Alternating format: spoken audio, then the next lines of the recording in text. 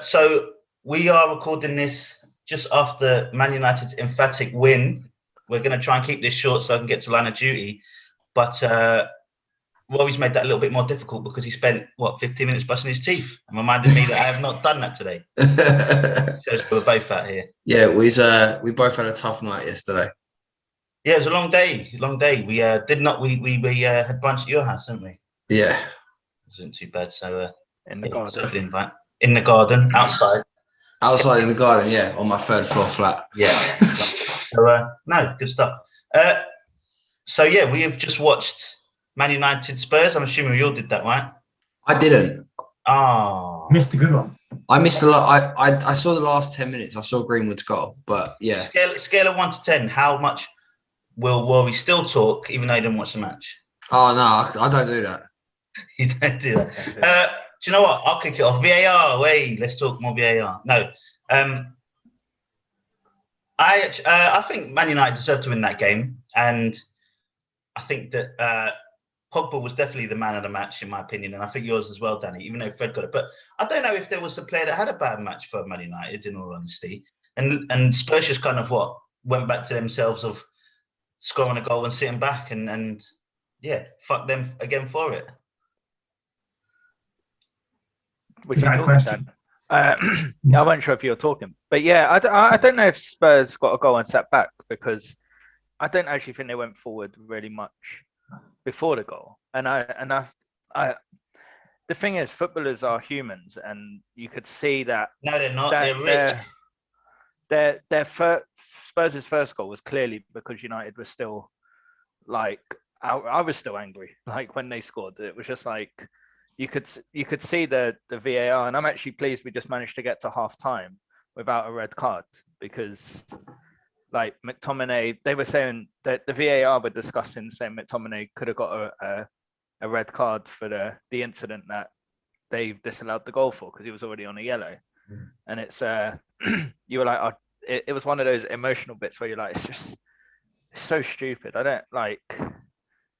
I know games are within themselves, but there was a VAR. I don't know if any of you watched Burnley Newcastle this morning. Yeah, I was going to say about the Tarkowski one, isn't it? Yeah, and you're like, there's one in every game now. One's a foot in the head, and it's not given, and one is like a career-ending finger to the cheek.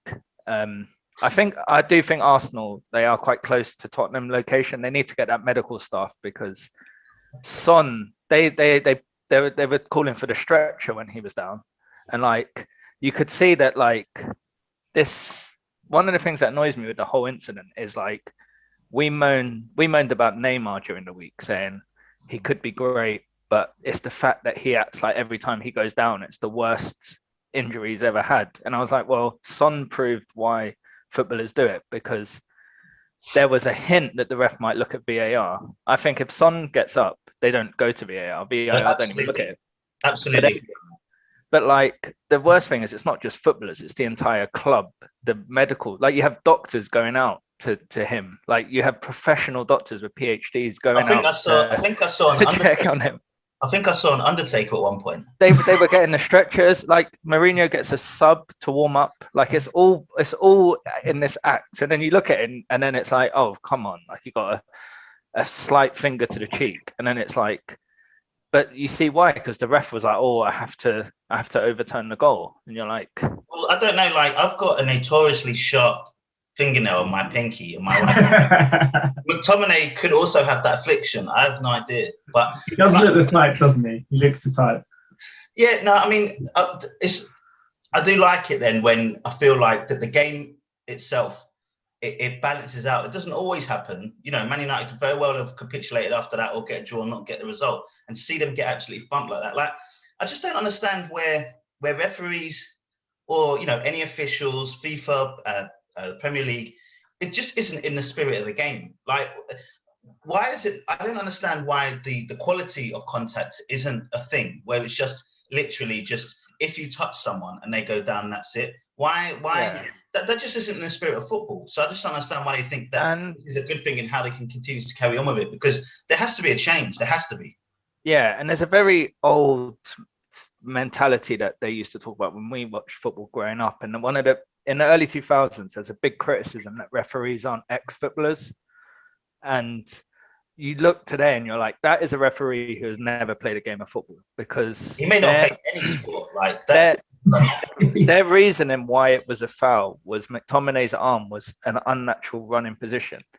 And I was like, if any of you have ever played football and someone puts their hand on your shirt or chest to try and pull you back, your natural instinct is to push their arm away. Like, anyone who's played football knows that's what you do when someone tries to, like, when you're trying to catch someone up, you try and put your arm on their arm and you try and slow them down. That's why, like, players like Greenwood and Rashford aren't always outrunning the defenders, because they know how to use their body to slow the other person down. And that person who's running's natural instincts to try and put their hand off them to try and make distance. So, like, when they're like, oh, it's unnatural, you're like, you've never played a game of football. You don't, like, that is natural. It's like when they say, oh, it's unnatural when they jump with their arms above their waist, and you're like, well, you've never played this. So it was just an example. And as you say, like, it's good the game I ended up getting the right result and Man United didn't capitulate, but that's only because of the time of the incident. I think if it was 5 minutes after halftime, Man U would have, and we would have lost. I think, as I said, we were lucky. I thought we were going to get a red card before halftime, get to halftime, and then they came out with a point to prove. So I thought that second half was probably the most I've enjoyed watching Man United in quite a long time. They were a handful of those players. I mean, Pogba was outstanding. A handful of them. Cavani was excellent. Fred was excellent. Even Wan-Bissaka, and I've not been his greatest fan always, was absolutely excellent, because he was excellent positionally and defensively, which he always is anyway. But he was actually attacking, getting forward and putting crosses in, which he just never does. So I really enjoyed that. But I think what was really interesting, I read there was an article that they were interviewing Joe Rodon a few hours before the game. Then that centre back that plays for them, and they were saying how they were feeling in that Newcastle game when they conceded a really late goal. And I don't know if you saw after the game, they showed the stats of Spurs. They're the worst in the league for conceding late goals, the worst in the league for taking the lead and then losing the game, they're the worst in the league for all of those kind of stats. They're literally bottom. And it's very un-Mourinho-like is what they're saying. And they're like, how is it possible that Spurs are doing that? In his interview, he said, Mourinho has said to us, we need to be arseholes. We need to have grit and we need to annoy people. And we know that, right? Because when we watched a few years ago, we watched the Mourinho-Levy documentary, not the Spurs documentary. Every time there was a match, that's what he was saying to them. He was saying, like, be arseholes, make them hate you. He wasn't doing tactics. He wasn't doing anything. And you can see Spurs did that in the first half. And you need a really strong ref if a team is going to do that. And it's all right, like, you can have that in the team. If you think about the good teams of old, Man United had the Roy Keanes and even Valencia and the Vidics, and they would sometimes scuffle and they'd annoy people and they were difficult to play against and they were aggressive. But they had a tactic and they had smart players around them that still meant they could go and attack and create things, and it was a good balance. Spurs feel like all they're being told to do is that. So that whole first half was like a classic. You just felt like they were going to win the game 1-0, because if they did that for 90 minutes, they would have done, because they were pissing everyone off. The ref wasn't strong enough to realise it. He was giving fouls everywhere. It was yellow cards throwing around. They were diving around. They were pissing people off. They're getting in people's ears. They're doing everything that Mourinho exactly would have wanted. And he'll be pissed off because in the second half, they didn't really do that. They actually allowed United to play. And United were brilliant, like absolutely excellent. Pogba was just everywhere. He was outstanding. And I think United are fortunate because they've got the quality and they had the mentality to be able to come out in the second half and play like that and beat them. A lot of other teams might not have done, and they might have crumbled to what had happened in that first half. And Mourinho would have looked like a hero getting his 1-0, against one of the big teams, or 0-0, whatever. And that would have been it again. But I think, really enjoyed that second half. I'm really glad that Mourinho got his comeuppance. Well, Sky Sports came up with, I saw on Twitter afterwards that Man United have got the most points from losing positions in the Premier League this season, and it's 25 points. The second most is Leicester and West Brom at 9. So whatever it is that Man United do, it's hugely significant. And I don't, maybe Mark, you're saying, well, Spurs didn't drop back after they scored a goal, but Sky Sports also said the stat, which is, all the attacking and attempts that Man United had before their goal to afterwards. And maybe not specifically this game, but I do think there is something about Spurs where they do, as soon as they get in a winning position, they're just not as as aggressive in that respect. And that's Mourinho. That's exactly what Man United were like. That's what Inter were like. Real Madrid. That was the complete criticism of Mourinho from day one. And that's what you buy with Mourinho. That's what you get. I don't think they actually played that poorly. I mean, they put a few things together. They just wasn't able to kind of capitalize at the end. And it's interesting when you say like they've been told to act like a certain way. You have to be smart about it as well, like you said. And players like Dyer, I don't think really have that savviness about them. No. They're not. He's just a lump. I think it's a sign of their players as well. It's like, yeah, I like watching Kane for England, and I was saying there was an England goal where he had no desire to get into the box, and I do think like it'll be like, oh, they sit back, but when you look at their team, you're like, well, Lucas Moura and potentially Son are the only two that really have sort of a desire to attack. I think there are certain players like Aurier and Reguilon who look like Mourinho's puts restrictions on how far forward they could go. But I look at like their midfield, Højbjerg, Kane is basically a midfielder. Like they just don't seem to have that kind of desire to attack. They almost seem like they enjoy that style. I don't know. Well, this is what the goal involvement stuff I think is a bit misleading, and you know they were showing how Kane is the second most in Europe behind Lewandowski, but you know half of those are assists, and obviously that is an important factor. But when you have your main striker who is half and half, and he's not as clinical, all the seasons before that and last season he was getting like 30-something goals a season. And he's not even close to that. But it seems like he's doing he will get close to. He's at 20-something already. He'll get close to 30 goals. Of course, what I'm saying is that he's not playing his game. He's not playing what you want from your number 9. Basically, that's all I'm trying to say about that. I think he's doing more than he's ever done. Like the goal involvements, the fact that he's got the most assists in the league and nearly the most goals in the league is pretty spectacular for what is a number 9.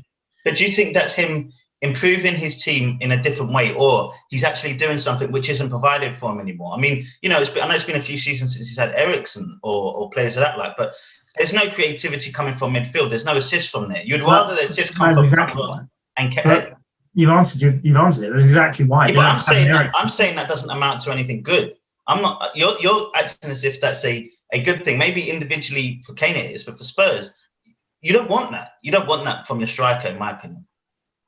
You want that from someone else. Yeah, it depends. Like midway through the season, when Son and Kane were scoring and assisting each other every single game for like 9 or 10 games in a row, you wouldn't have said that because you're like, well, when Kane doesn't, Son picks it up, and Son doesn't, Kane picks it up, and the difference is they just hasn't continued. They've had Son got injured. There's it didn't quite continue, and then you look at it back and you go, well, why isn't Kane getting 30 goals and Son's getting 15 assists? The reality is, them scoring goals has actually not been such a problem. They've got a better goal difference than Chelsea, I think. They've got a better goal difference than West Ham. They've got a better goal difference than a lot of the teams up there. But their issue is their approach to games, and the big games is because of how Mourinho sets them up. Well, from one manager to the other, and hopefully Rory now he can wake up and get involved. You wanted to talk about Juventus for what particular reason? Well, so Juventus as we all know, have pretty much dominated Italian football for the last 7 or 8 years. Isn't that because they're big fat cheaters? There is an argument to say that they've got unscrupulous owners. Unscrupulous, is that a word? It is the Italian league, after all. Yeah, and it is the Italian league. I just think it's really interesting that, I mean, I think Inter are going to win the league this year. Of course. Most certainly. It's the first year under a new manager. And I think Pirlo's gonna be getting a lot of stick for how they've failed to perform this season. I think there has to be a question over Ronaldo. Was it stupid to pay that amount of money for a 35-year-old? Would Juventus fans say that Ronaldo's underachieved, or that he has done pretty much what's expected? And they're in a very similar position to Barcelona now, where they have a lot of players over 30. They have Ramsey, they have Cuadrado, they have Ronaldo, the centre mid that they got from Barcelona, whose name escapes me at the moment, all over the age of 30. Pardon? Vidal? Did they get Vidal? No, Vidal's. But I don't know whether they got Vidal back actually. But Inter now, with their win earlier, are probably going to win the league. And that brings us on to something else, which is of interest to this podcast, because they started with 3 either current or ex-Man United players. Matteo Darmian scored their goal from right wing back. Alexis Sanchez started up front next to Romelu Lukaku. And Ashley Young also started that game as well. So actually 4. I was going to say, you're missing it. Yeah. Oh, missing Young. Which also brings us on to something else. Has Conte, well, obviously he has done a great job there, but was Conte given a fair crack of the whip at Chelsea? And is he actually one of the most underrated managers of the last 5-6 years in the Premier League? Because he came Mark here. Loves Conte. Mark absolutely loves Conte. He's good. Like the thing is, he's a bit like I'd say he's a bit got a Mourinho-esque to him, where he's got like a second or third season collapse. So, like as you say, he's got Ashley Young there. I was out of all the players you named, I really like Ashley Young. I like Ashley Young, and he's been a good servant for United. Ageless wonder. He's an ageless wonder, isn't he? Yeah. And he went to Inter Milan, and now he's going to have a league title there. So his trophy cabinet will be one of those, like in 20 years time he's on Soccer AM and he's like, look at all these things I won, and you're like, bloody hell, you've got the full suite. Yeah. And so I'm pleased for him he's doing it. But yeah, with Conte, it's never, no doubt, like with Chelsea, he won the title that first year, and there was an element of Man City. There was, but I question Man City with their back-to-backs. Like as soon as they win the title, they seem to switch off. But I mean, he nearly you still have to win it, isn't it? Yeah, but also he nearly knocked. Well, he did in his first year. He knocked Man City from their perch, and then he's gone to Italy, and he's knocked Juventus from their perch. Which, if someone had said to you 5 years ago, like we're going to be in early April, and Juventus are looking like they have pretty much no chance of the title, and they're in 3rd position, with Andrea Pirlo as manager, out of the Champions League, out of the Champions League. Like we're talking about one of Europe's biggest clubs here, and yeah, they're looking like they're treading water at the minute. They're actually starting to remind me a little bit of how Milan were 3 or 4 years ago, when Milan was sort of floundering, and you thought, sort of, where do they go from here? And I feel like that with Juve at the minute. I think they're a bit rudderless. And I wonder, is that down to Pirlo, or is that down to all the things I mentioned before, with like Rory, is this just this season? Because obviously you mentioned to me that this is significant. You got your mate Charlie to message me to also say that we need to talk about Juve and Pirlo. So why is it so significant? Is it just this season? Have they been like this for? No, it's they've looked like they've sort of lumbered over the line the last 2 or 3 seasons. I think the Ronaldo purchase was just weird. I think if you've got you've got one of the biggest brands in football in the world, one of the best players that ever lived. Obviously, he's 35, but he's no average 35-year-old. Can I read to you Ronaldo's stats for this? Yeah. Can I read to you Ronaldo's stats for this season? He scored 25 goals in 27 Serie A games. He scored 4 goals in 6 Champions League games, 2 out of 3 Coppa Italia games, and the only game in the Super Coppa they played, he scored. He's got 32 goals in 37 games this season. But I don't think you can put any plus assists and everything else. You can't put any of this on Ronaldo. To me, it seems it's not that. Did Juventus make a mistake in buying Ronaldo? Is it Man United made a mistake letting all their players go because they seem to be doing wonderful things? The issue with Ronaldo, it's not that I'm not saying Ronaldo is a bad player. He's obviously one of the best players that's ever lived. He's no Aguero. What I'm saying is that Ronaldo was the player that was meant to take them over the line to win in a Champions League. And in hindsight, I wonder if they had that 100 million to spend again, if they'd have been better off signing other. I mean, they've got De Ligt there as well. But look who they signed. They've spent like nearly 200 million since then. And look who they've signed Artur, who the one you're thinking of from Barcelona. Yeah. He was 50 million. They signed Morata, 35 million. He's offside every year. Yeah, Morata was a very, very strange signing. They've signed Weston McKennie for 20 million from Schalke, who he's an all right player. But you look at some of the signings they've made, even outside of Ronaldo. Yeah. I think you can question whether they'd have spent 100 million better anywhere else. I don't know. I mean, they're definitely not going to get 100 million for Ronaldo. They've No, not. no. They've now not won the league, and they've wasted money elsewhere. But I just think that was a very strange transfer all round. I think it was strange of Ronaldo to choose to go there when he could have gone anywhere in the world. I think it was strange of them to, when they have that level of money to spend on players, to just constantly be signing players over 30. I just think is really strange. And I also think like the Weston McKennie and the Artur, it's just, are they just chucking money at a problem and hoping that something sticks, or do they have a real plan as to how they want to play and what they want to be? Because they don't.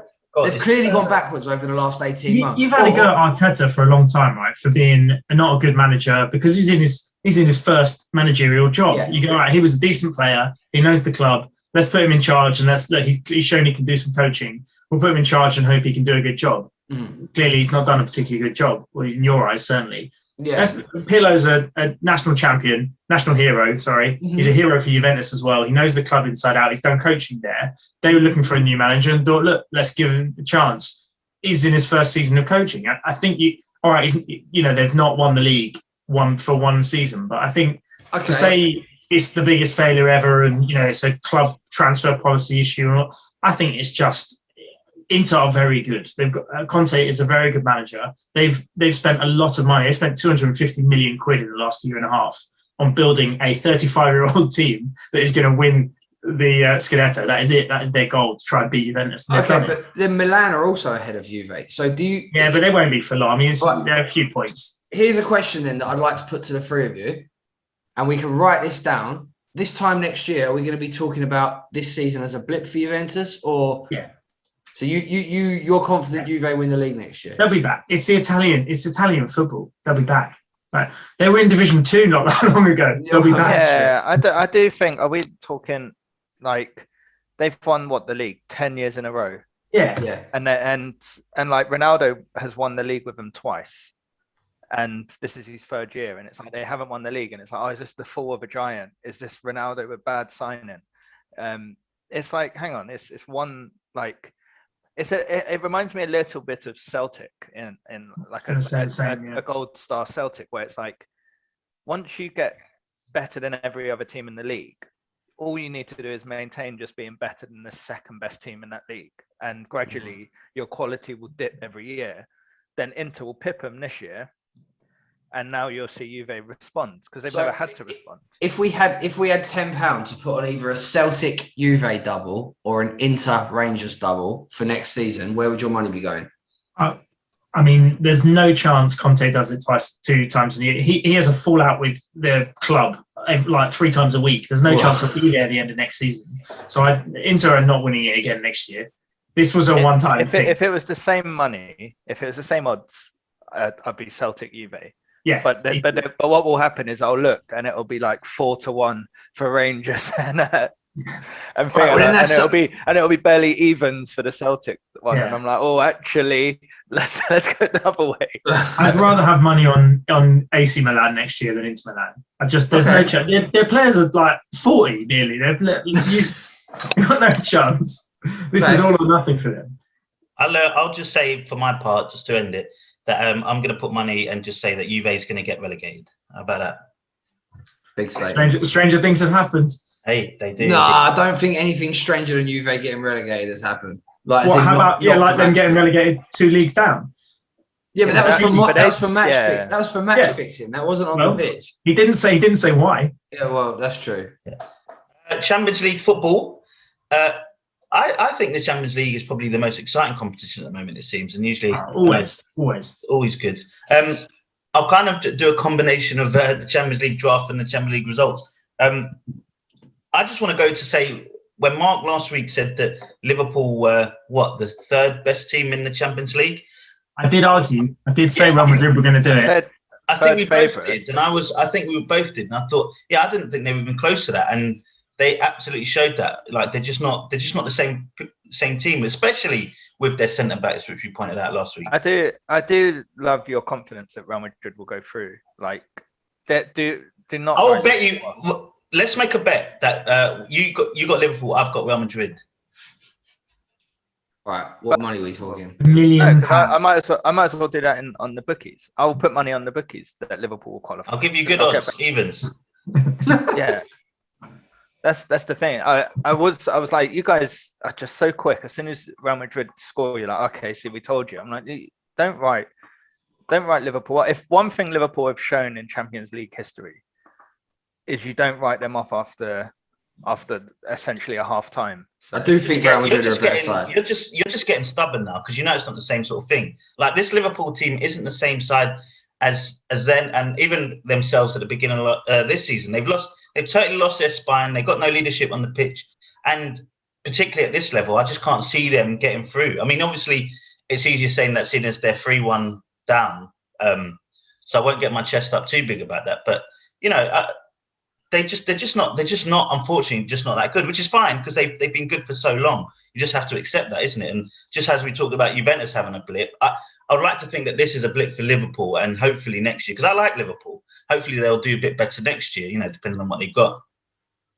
Yeah, that was Real Madrid without their two centre-backs as well. We have to acknowledge. Like that was, I think Real Madrid are going to win the Champions League this year. I think they've got one more year left in them. I know they've got a lot of players. I've just been slagging off Juve for having too many players over 30, and Real Madrid's entire team pretty much is over 30. But I do think this will be Real Madrid's year. I'd still say that the winner comes from PSG Bayern. I agree with you. I would love to see Pochettino win the Champions League with PSG. There's so many stories behind that make that a good story. But I think with Real Madrid, I don't know if you saw the Clasico yesterday. They beat Barca 2-0. They absolutely schooled Barca again. Modric and Kroos were they're just different level with it. Oh, they're ridiculous. I don't know how they're getting better, but they're somehow getting better, and it's just scary. And I think Real Madrid do this. We said it last week. Real Madrid do this at the end of seasons. They turn up, and that is why they keep winning Champions Leagues, because they turn up in March and April. That's what they do, and they don't have a great start to the year. But I'm not saying it's a foregone conclusion. Yeah, Liverpool is a hard game at Anfield. Liverpool love a comeback at Anfield, but there are no fans, and that makes a massive difference. Like Liverpool took a 93rd minute Trent screamer this week to beat Villa to get their first win at home in this calendar year, and we're now in April. It's not the Liverpool of old, and I do think Real Madrid will go through. No, but Villa's no mugs. Well, they have been recently. They haven't won anything since Grealish has been off. They've hardly won any. Is there any surprise from the PSG Bayern Munich result? Like no surprise. Massively for me, yeah. I was really surprised. What surprised you? The scoreline. Because I'm gonna say the same thing for you, Dan. It's like I was surprised at the openness of the game. It was almost like, you know, sometimes in fighting, two fighters kind of respect each other so much. They're a bit gun shy. They're not going for blow. These two teams were just open and just getting after it. And unfortunately for Bayern Munich, is that to me it seemed like they missed Lewandowski because who wouldn't miss Lewandowski? Yeah. Obviously you'd miss it, but like you'd think maybe the players that they have can kind of overcome it.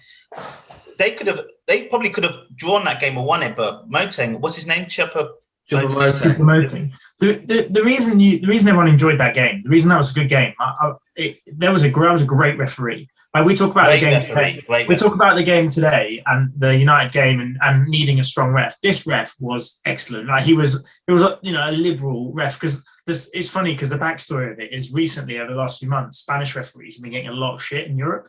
They've been getting told that they're not doing a good enough job, and this guy, I think they've taken it. He did a brilliant job. And anyone that came and challenged him, boom, yellow card, go away, I'm not talking to you. They stopped instantly. Any silly rolling around, whatever, who wasn't interested. Even Neymar, by the second half, stopped rolling around because he realised the ref wasn't interested. And I think when you get a ref like that, and you get two teams like that, you end up getting a really great game. But I thought it was a great game. I thought it was one of the best. The thing for me was, I've never watched a game where I've seen Neymar spend 60 minutes of the game pressing the defenders. Like, never. I couldn't believe what I was watching. Like Neymar running side to side, pressing defenders. Neymar doesn't do that. He was so tired. That's why he kept falling over. Well, just pure exhaustion. Do you know what though?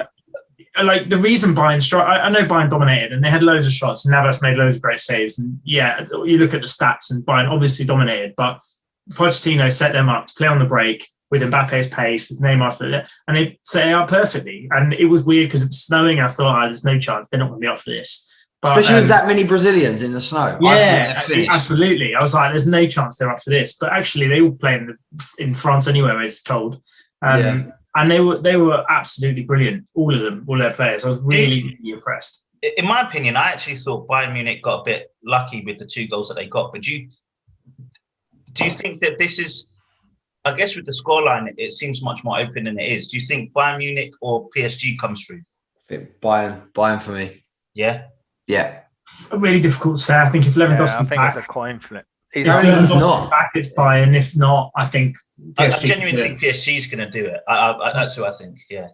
If they play like that again, any team is going to struggle because they've got the quality. They've got the Mbappes and Neymars of the world, and even Ghana Gay was unbelievable in that game, like breaking up everything. But they've got the players. If they play like that as a team, structured, pressing on the counter, no one's going to stop them. They're brilliant. How long is it before Mbappe is the best player in the world? So I just, every time I see him lately, I'm just so impressed with everything about him. He's so precise, it seems, and he's powerful, quick, and his attitude just seems to be like just bang on it. Like I'm so envious. Like when you see a good young player like that, you just get so envious, thinking, I wish England could produce a player like that. Do you know what I mean? It's just, he's just so good. But I think he'll be the best player in the world probably within 2 or 3 years, depending on Erling Haaland. Yeah. If PSG win the Champions League this year, and then France win the Euros, he could be deemed the best player in the world in July. But Messi is still ridiculous. At 16 and a half years old as well, unbelievable. But Messi is ridiculous still. Like, I think because we don't get to watch Spanish football very much over here, people actually forget how great Messi is. Like, it's all about what you win. Like we know that, but then the reason Modric was in the the running for Ballon, let's be honest, it was because of Croatia in the World Cup and Real Madrid won the Champions League. Like Messi obviously is Messi, right? There's no one better than Messi, but if Barcelona finish third, which they look like they probably will, and they don't win the Champions League, which they're not going to, and how can you give any of their players best player? You can't really. And I think you're right. Mbappe, if they get anywhere close to the Champions League and Euros, he'll win it easily. Do you think Dortmund's got a chance? Do you think Dortmund's got a chance against City? Yeah, there's always a risk there's going to be a Pep team selection. That is true. That is true. Disaster class. That is exactly Pep semi-final, quarter-final disaster class. Always a chance. That's what I mean. Without that Barca side, Pep wouldn't have won a Champions League. He actually took over the Jupp Heynckes' Bayern side that had just won the Champions League. The treble. They just won the treble. Didn't win it. Oh, yeah. Came to Man City. He's never. Every year people go, "Yep, City are the best team left in this." He doesn't win it. It's so bizarre. I do think City on their day are the best team in it. I really do. And I think they would give Bayern a really good game on their day. But like you said, you just don't know what team's going to turn up. You don't know what Pep's going to do with the lineup. And so you just don't. If they played their best team in their normal positions, their normal formation, and play their game, they'll beat anyone. They'll literally beat anyone. But that's the thing. It's with Pep, it's like we know by holding Man City players in our fantasy team, he never plays the same 11. It's so annoying. But that's okay when you're playing like a West Brom or someone in the bottom half. But when you come up against good teams, like last year, was it Lyon that knocked him out? This year, it wouldn't surprise me. Borussia, Leeds. You can't take these teams as small teams. Like when I see Jesus in their side, it's really hard for me to really be like they're going to make that jump. He's just such a bad player to me that. Guardiola loves him though. Hey? Guardiola seems to love him. I think he's losing. I think he's losing that love for him. He's got no choice. He'll love him this season. Yeah, he's got to try to. But for me, it's as simple as Gundogan. When I see him not starting, like this weekend, he's their top scorer. Yeah, I'm like, what are you doing? Like the one guy who really has stepped up, rolled back the years, and suddenly looks like a different player. Like you then drop him. And drop him regularly, as my fantasy team tells me. So, did he not play yesterday either? It's bizarre. That's why I captained him, because he didn't play the game before. So he must be saving him for. Gutted. He must be saving him for this week. He's turned from like deep in your bench. Oh. Yeah, he's got to be over 30 now, Gundogan as well, isn't he? Yeah, he's got to be. He looked like, I bet you he looked 55 when he was 12, I bet you. Like, he was the guy in school who had a full beard at 11. Like, that's who he was. Let's quickly do the Champions League draft then, which we'll just quickly bring back to return. So, Danny, you've got Dortmund and Chelsea. You scored 145 points this week. Come on, Chelsea. Well played. I mean, I hate them. Yeah. Good job. Well, Mark, you got Man City Porto. You got 105 points this week. And then I've got Bayern Munich Liverpool. I got minus 50. That's horrible. So I got Man City and who? Sorry. Porto. Okay. So we got a swap. We do, yes. So I got hold on, let me look at this. Points. I'm going to swap out Liverpool for Real Madrid. Look at that. I was going to do that. So Mark, who do you want to swap out? Left in the pot is PSG still there. Oh my goodness, what have I done? And Liverpool. Yeah. So I've got Man City. So I'm going to drop Porto. They still could turn it around, but Chelsea's a weird one. They seem to be doing all right, ticking along okay. So Porto's gone. I just want to do Liverpool just for the crap. You've got to do Liverpool after that conversation. You've got to. You've got to. Yeah, Danny's just saying it so he can get PSG, but obviously. Let's do it. Fuck it. Let's do it. Liverpool. You can't have that argument. Yeah. I'm going to put all my money on Liverpool and then not pick them when you get the chance. All right, here we go. Liverpool. So Dan, actually, I think it's a tough choice for you. No, who are you going to drop? Dortmund or Chelsea? I'm keeping Chelsea. They'll beat Porto. They're 2-0 up away. Come on. Still Dortmund have too many injuries for me. I think they were fortunate that City didn't score more. And I'm going to go with PSG for Dortmund, definitely. Lovely. So I'll check the next round, but we might not do a swap there because I think that might be a bit too. We'll see how it goes. But yeah, hopefully Real Madrid get through, and I'll get some plus points. Do you know what? Me and you, Chris, are on almost bang exactly the same points. Ironically, after all of this, 3,500 points, and we're nearly on the same score. Yeah, I know. It's a shame. It's a low-scoring season for us in the Champions League draft, but hopefully next year we'll do a bit better. Should we go to the results league? Which actually you can't really do too much with because Arsenal are playing at the moment and they're winning 1-0, so that's good for me. I believe it's 1-0 still. It's still 1-0. You got it bang on with Man United to beat Spurs 2-1 away from home. Ooh, big. 4 points. And Danny, it was 3-1. It wasn't 2-1. Oh, what am I doing? I did that too early. That's why I think I was doing it during the game. It's your dodgy stream, Chris. You haven't got to stoppage time yet. I know you're usually behind, but this is. Wait. I'm still watching the Newcastle Burnley game. Didn't I go 3-1? Oh my God, I've done this. Yeah. It was me. I did 2-1. You have? I did 2-1. Why have you just changed it to 3? I don't know. I did 2-1 because I had Spurs left to lose and Man United left to win. I was talking about it, saying I'm going to go Man United. Correct. I've changed it all. Mark, you got to wait for Brighton Everton tomorrow. That was my attempt at being quick, and I've seemed to have made this a bit longer. So there you go. Brilliant. So I got the right result and away, right? No, you went 2-1. The game was 3-1. Oh yeah, of course it was. So 1-1. There we go.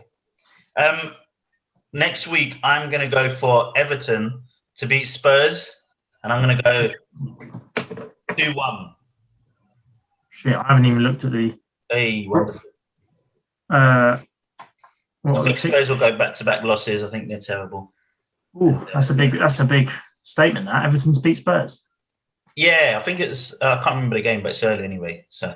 What's happening next week? Because it seems like all the games are spread over like 5 or 6 days. I know, it's so annoying. Now, the fantasy football next week's going to be a nightmare. It's one game a day basically for a week. Why is that? I have no idea. They've banned the 3 o'clock game so it doesn't clash with Prince Philip's funeral. Yeah, but I think it's. I don't think it's that. Because I think it's FA Cup. There's the league, FA Cup or League Cup, or there's so much going on. It's a cup thing. There's 2 Premier League games Saturday. 2 Sunday, and then 1 every day the rest of the week. So I'm going to go on. I've got mine. I'm going to do the sure bet, which is Saturday early kickoff.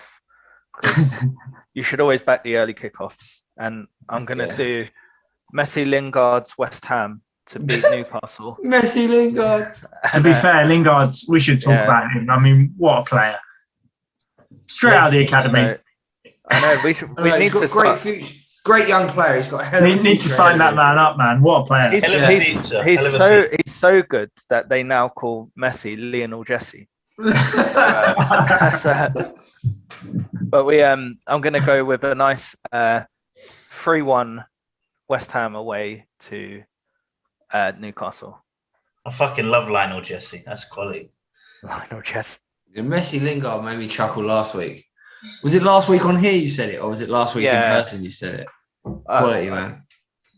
Danny, who you got? So, I mean, they've got to win, and I think Wolves are. Yeah, I'm going to have to go for Sheffield United away at Wolves. I think that they've got to win a game. So I'm going to go for a solitary 1-0 Sheffield United, lucky 1-0. Sheffield United are just so bad, and it's such a shame because they weren't that bad. They just wasn't. I mean, they're losing to Arsenal. That's how bad they are. Yeah, they were set up last season like a classic early 2000s. Oh, he's frozen. Do you know what? I want to say that I think that Leeds probably aren't as fraudulent as I previously. Interesting. But they also who's going to finish higher, Leeds or Arsenal? Let's be honest. Leeds. No, Arsenal, come on, man. Come on, Rory. Stop being a dickhead, man. Are you watching this shit show that's being served up now? Some of it, but not all of it. But yeah. It ain't pretty. Danny. Yeah. You want to give us a game? Yeah, let's do it. Danny, give us a game. Danny. It's a quick game. I have no idea how this is going to go. This might be really difficult or really easy. I think the former, but let's go for it. I was inspired today by Man United's comeback with this game, particularly the comeback against Spurs. Man United are very famous for comebacks. In fact, they've got so many famous comebacks. I thought I would challenge you to see if you can remember when they happened. So the game today is really simple. I've got 6, so I'm going to ask each of you 2, basically, and then I've got a decider if you all get them all right. I'm going to tell you who Man United were playing and the final score and a little bit about the game. You need to tell me what year was that comeback from. That's all I'm looking for is the year. No, you all answer in the same time. No, I'm going to do. Goes round. I'm going to go round one at a time. Although their levels of difficulty vary massively. So the first one's very easy, but I'll make the second one the hardest one for them, actually. So my memory for it, my recall for this stuff is terrible, so I've got no chance. All I'm looking for is the year. Are you ready? Who's going to go first? You're going to get the easiest and hardest. Let Rory go first. All right, I'll go first. All right, Rory, nice easy starter for you. Bayern Munich were 1-0 up after 6 minutes. Only the crossbar saved them from going 2-0 down in a match dominated by the Germans. However, 2 goals in injury time sealed an incredible finale in a cup final and football history. Football, bloody hell. What year did Man United defeat Bayern Munich 2-1? That would have been the year that they also robbed Arsenal of an FA Cup in 1999. That is correct. One for Rory. Mark, the only one I would have gotten. I'm pretty sure it is. Mark, Man United famously came back from 3-0 down against Spurs to win 5-3. They were losing 3-0 at half-time. 46th minute, Andy Cole scored an absolute beauty. Very scored a beauty in that game as well. And then that was it. Spurs fans had that sinking feeling. 76th minute of the match, Juan Sebastian Veron scored the goal to put them 4-3 up. And then David Beckham scored an absolute worldie to put it 5 with the famous celebration. What year did United turn it around and win 5-3? I want to go 2000 it's either 2000 or 2001. I'm going to go... Good game to begin. Yeah, I thought you froze there. It was 2001. It was, in fact, 2001. No, I'd have gone 2001, but when you said Andy Cole, it just threw me off because I think we sold him not too long after. Yeah, it was 2 years later, though. 2002, I think he went. Chris. Do you know, I'm really not good with this stuff. Go on. Chris, another Spurs result. This time, United were 2-0 down at half-time at the break to a dominant Spurs before turning it around to win 5-2. The game turned on its head in the second half After a remarkable comeback, a Cristiano Ronaldo penalty was the trigger before a brace from Rooney, and Berbatov sealed the victory in the 79th minute. And United went on to win their 11th Premier League title. But what year did they beat Spurs 5-2 after being 2-0 down? My only real reference points are the players that played. And that is the point of the clue, yeah. Thank you very much. Thank you very much. I was just, instead of being silent while I was thinking, I thought I'd talk it through, but I'll just sit in silence now. Cool, great. Good podding. What year, Chris? For some reason, I've not even got like 2 years close together. It's either 07 or 09 in my head. I don't even know why I'm even thinking this because I won't give the right answer. So I'm just going to go for 2009. That is the correct answer. 2009. Well done, Chris. Right, Rory. Over to you, Rory. It's 1-1 and 0 at the moment. Okay. It had been 4 years without a Premier League title for United, who needed to win at Goodison Park to pull away from defending champions Chelsea. Victory looked very unlikely when Everton went 2-0 up, but after 50 minutes, John O'Shea's strike offered hope before Phil Neville's own goal. Wayne Rooney then scored the third. Chris Eagles then finished it off. After being 2-0 down, it was a 4-2 victory for United, who went on to claim their Premier League title. What year was it? Eagles, who he played for? Yeah. I actually remember the guy. Do you remember he was stumbling around like Bambi at the end and then just somehow scored? So you said it was 4 years without a title for him, but I'm trying to think. That's thrown me off because I know that Arsenal won it. Martinelli just scored for Arsenal, by the way. Nice. Arsenal won it in 04. Chelsea won it in 05 and 06. So I'm going to say 2007. That is great knowledge, and that is correct. 2007. That's big. Massive. You made it to the final round. I think right. your 4-year clue gave it. Yeah. I didn't mean to.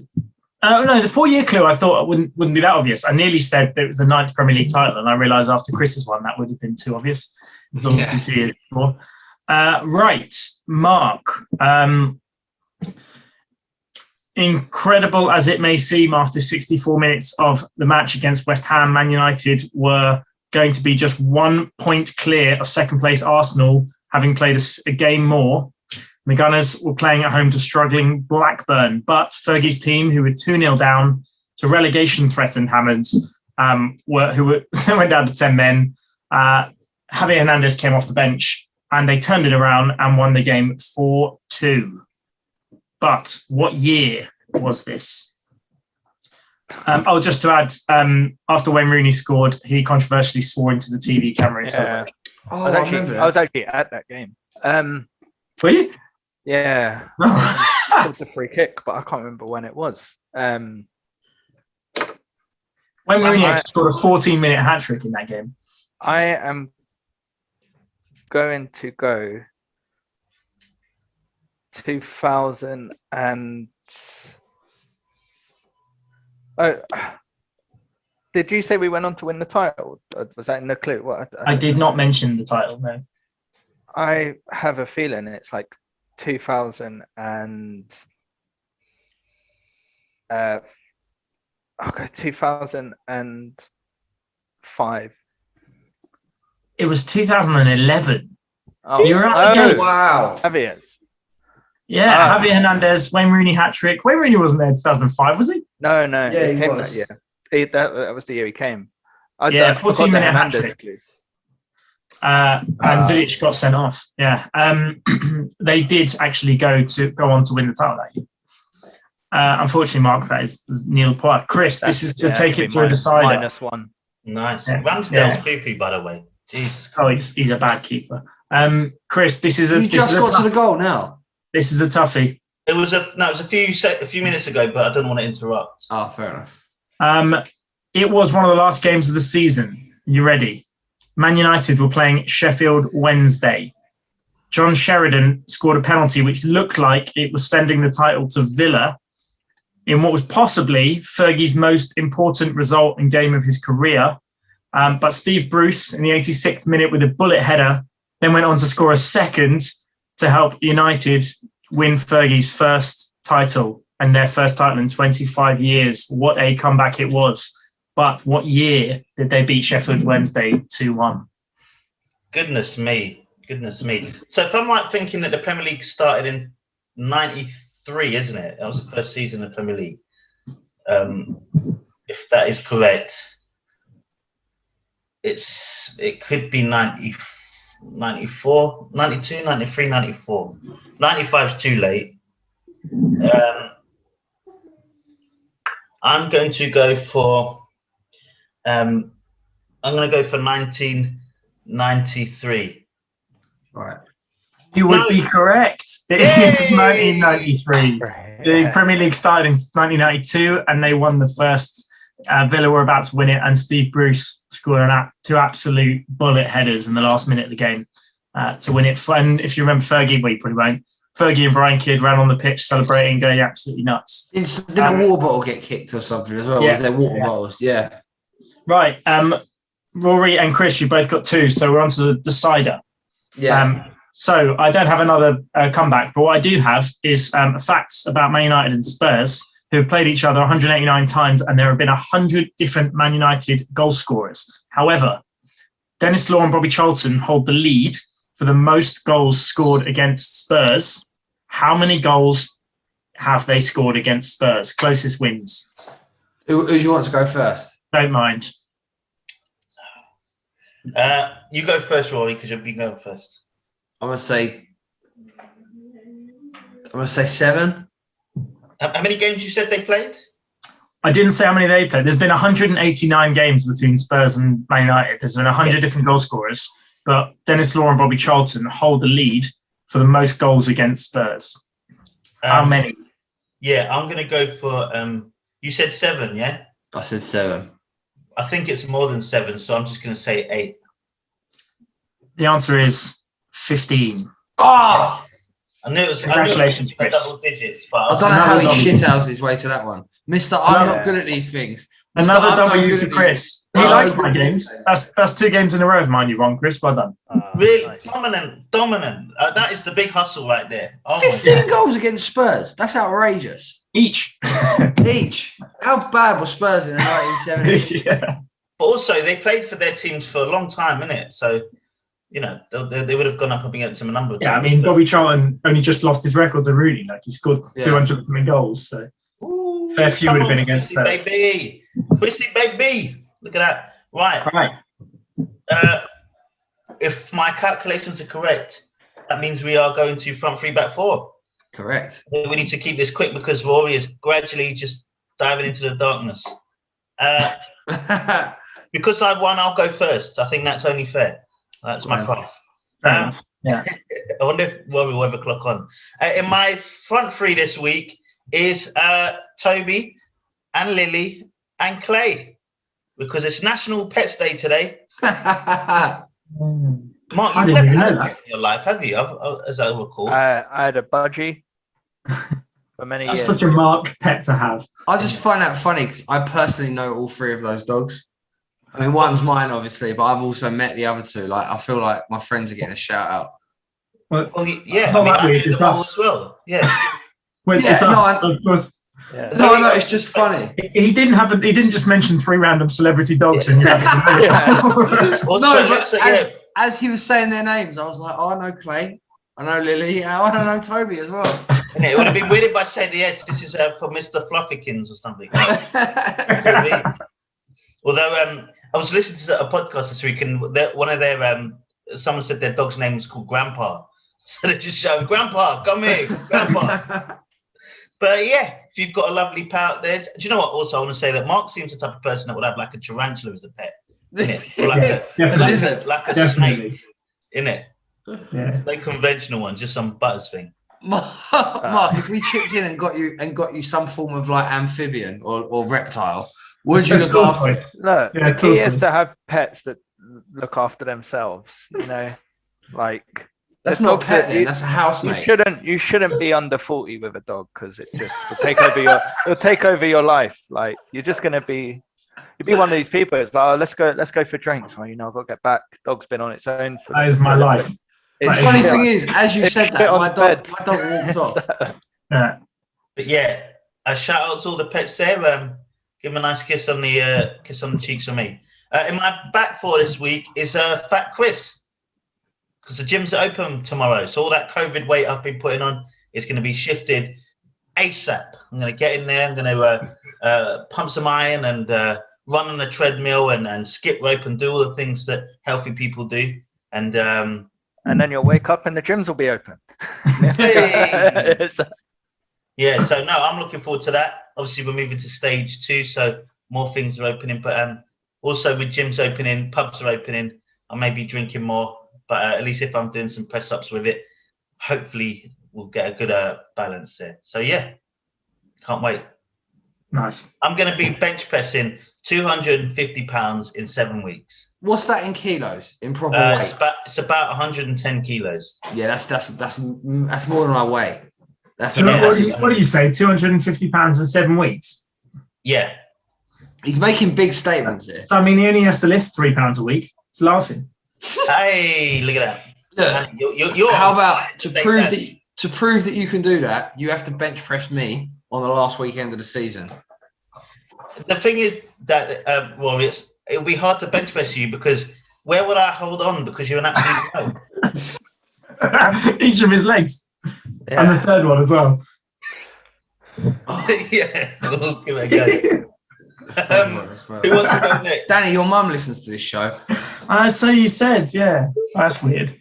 I'll be the garbage man, taking out the garbage with Rory there. I'll go next. In my back four, really obvious. The reason I'm going next in case anyone else says it, but we couldn't have a whole podcast without mentioning it. In case you hadn't heard the news, in case you hadn't turned BBC on for the last 2 days, I just thought we'd pour one out for the King of England. Yeah. So yeah, cheers to him. Pour one out to poor old Liz. I have to say that although we shouldn't laugh, there are some memes are quite amazing, really. Like whenever anything in the world happens, the first thing is, okay, what are the good memes?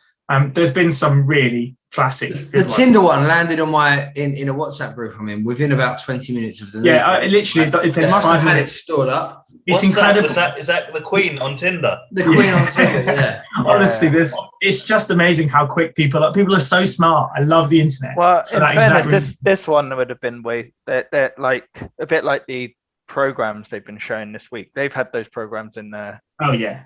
In the making for they've had them there for a while. Like unfortunately, Prince Philip has been on his way out for some time, and major heart surgery at the age of 99. It was surprised he what was it 2 weeks or 3 weeks he survived after that.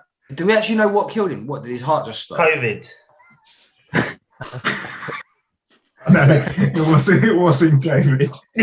He's 99. He was an old man. Can I just draw your attention? Look how happy he is with himself that he's just said that. He's got that takes another one. Chris, this was meant to be a somber moment to say goodbye to Philip. I just thought I'd mention Prince Philip. Look, if I know Prince Philip, and I think I do, he'd be very happy that a guy of my skin colour is making a good joke about him. Yeah. In my front three, completely unrelated, but a story I heard earlier this week, which just made me laugh so much that I thought I'd share it. And it is a man called Ruby Waddell, who you won't have heard of before, but in my opinion is one of the outstanding stories of a sportsman ever. He is a Hall of Famer in the Baseball Hall of Fame, American. But he was a pitcher, still regarded as one of the best pitchers ever at the start of the century in the 1900s. But I just urge you to read his Wikipedia page, because he was obviously a huge drunk and he was nuts, but he was so good that they just sort of didn't care. I just want to read you the first paragraph of the description of him, of his early baseball career. So it says, Waddell's career went through a number of teams, but he was quite unpredictable. Early in his career, he would sometimes leave the pitch in the middle of the game to go fishing. He also had a long-standing fascination with fire trucks, and he'd run off the field to chase them during games on multiple occasions. Was he a Jack Russell? He would also disappear for months at a time during the off-season without anyone knowing where he'd gone, until it was later discovered he was wrestling alligators. He was easily distracted by opposing fans, who would sometimes hold puppies up in the crowds to distract him, which seemed to put him in a trance, and he'd run over to play with them. He was a complete alcoholic his entire life, but he is in the Hall of Fame and has still the best records of pretty much any pitcher ever to have played in the American Baseball League. And there's just read the story of his life; it's absolutely fantastic. But What's his name? Ruby Waddell, Rube Waddell. Just some of the stories are just so funny about him. But what a legend! Baseball sports history is funny because the players are absolute characters. And one of the things I always like with baseball is like the old names of baseball players from like the early 1900s. Like you got players called Urban Shocker, Johnny Dickshot, Chicken Wolf. One was called Beer, Coco Crisp, Dickie Thon, Razor Shot. Like they've got Tim Spoony Barger. This was Ruby Waddell. I'm just saying funny names. Shooty Babbitt, yeah. Yeah. Anyway, so my front three, just because I thought what a brilliant story. And if you get a chance, look him up. He's got a hilarious. He was married a lot. At one point, he forgot how many wives he had. He forgot which one he was still married to. Just an absolute hero and a drunk. So, yeah, Rusty cunts. Now you're making me go. All right, I'll go. Seeing this, is Rory there? Yeah. Yeah, I'm reading about Ruby Waddell. Go on, carry on. Okay. Yeah, no, my back four is also to pull one out. There was a couple deaths over the last few days, and I don't know I know Chris, you would have watched it, but who used to watch Big Brother back in the 2000s? And Nikki Graham passed away a month after her friends started a GoFundMe for her anorexia treatment. Unfortunately, it's taken her, so let's pull one out. I absolutely loved her "Who is she?" moment, and it's a bit of a running joke that we have in our family. As soon as someone comes in, it's like, "Who is she?" And it's I feel like that joke in every family. I think that joke. We have that joke. That is a worldwide joke. That "Who is she?" Everyone knows it. Yeah, and to be honest, I saw her in the celebrity one, and I think she was a bit like. I don't really like the celebrity Big Brothers, and it was well past when Big Brother's sort of expiry date. But back in when Big Brother was big, she was one of the big characters from it. So let's pull one out for her. And in my front three, I'm just going to say it. I know it's the last day of the Masters. Like while I've been on this pod, I've got the leaderboard up. Annoyingly, it looks like Chafelet, who I've got in my bet, has gone from second to fourth. So he's just bogeyed annoyingly. But I've got Chafelet as well. Yeah, and is Matsuyama still smashing it? He's on -11. John Rahm, who was on evens at the start of the day, is heavily tipped on the All Talk WhatsApp group by certain people. Yeah, he's now on -5. He's on a run to get me a place. So I think he's nearly finished, isn't he? Though he's 313. Yeah, he's on the 13th. He's on -5. There's a par 5 left, which is usually where you can get a couple down. So potentially, if he gets himself down to -7, -8, that's a place. So tips on the All Talk. You never know with that. Some money for it. So you never know, right? Sunday afternoon, the back nine in Augusta, anything can happen. I've seen it before. Anything can happen. Although he's 11 under now, he could easily drop 4 or 5 shots. He only has to have one bad hole. So yeah, a couple of places, and I'm like, I can't complain with that. So I've got a Cannonball Titcombe. Laurie, you want to go? Still going with those names. So in my front three this week, I know you two usually do news stories, and I don't really know what the rules are of this, so I just go with something I like at the minute. So I want to do a massive shout out to Pizza Go-Go. I've ordered from there like 3-4 times in the last month, and I recently discovered them because where I used to live, they didn't have a Pizza Go-Go. There was only the standard Domino's Pizza Hut options. I think you've just won front three, back four. You figured it out. All I'm gonna say, right, is and Chris, you've experienced Pizza Go-Go last night, and you experienced Pizza Go-Go in the garden. In the garden, and a couple of other times when you've been around in the last few months in the garden, you experienced Pizza Go-Go. And all I'm gonna say is that if Pizza Go-Go was more mainstream and more known about, the traditional big three, i.e. I'm not talking about I Atletico don't know who Madrid, the Real third Madrid, and is. Barcelona. Yeah, I was thinking, who's the Who's the third? third? The traditional big three is Papa John's, Domino's, and Pizza Hut. Come on, Getting Papa John's in there, that's a big shout. Yeah. Papa John's are the Atletico Madrid of pizza. I think they Papa John's occasionally would be challenge. better if it had a garlic and herb dip, not that garlic butter dip. Yeah, Papa It'd be John's. rated higher. So Yeah. gross. Yeah. Well, it's a terrible sauce. So It actually brings the level down. Pizza Go-Go is decent. I got those a few times because they were on. Do you remember Channel 4 used to do Undercover Boss? yes, I remember. I've seen that Pizza episode as Go-Go well. was on there, and it was I think it was like he did the undercover in somewhere like Tottenham, and then the driver came back and was like, my pizza's got robbed of me as I got to the house. And he was like, does this happen all the time? He's like, yeah, at least once a week we get robbed for our pizzas. Yeah. People used to order pizzas like to different levels of the tower block, like different tower blocks. Yeah, I remember And when he was brand. in one, they'd rob the pizza out of his bike that he was going to take to the second tower block. But yeah, honestly, the traditional big three would be in massive trouble if Pizza Go-Go, especially shout out to my local one and shout out to the one in Hendon, which is where I went to uni. Both outrageous stores. So if they're listening, I know think they're that big about fans Tops. of all talk. Yeah, make sure if you them. like Pizza Go-Go, then try Tops. Tops Pizza is good. Is that That's good? We've got another shout. That's another one, yeah. Maybe King's Pizza near me. Oh, maybe during the summer we can do, when there's not as much football, we can do like a list of independent or smaller pizza, the non-big three pizza companies that we can just shout out. Because you got to split them American or Italian. Like, I was going to say, there's a lot of Italian restaurants that would argue the cause, but I love how you said in the summer when there's not a lot of football, like we're not going through every single competition, then straight into the Euros, then straight into another. Well, there must be some sort of interlude, like of like a. There is literally none. Right. There is next to none. So I'll do my back four.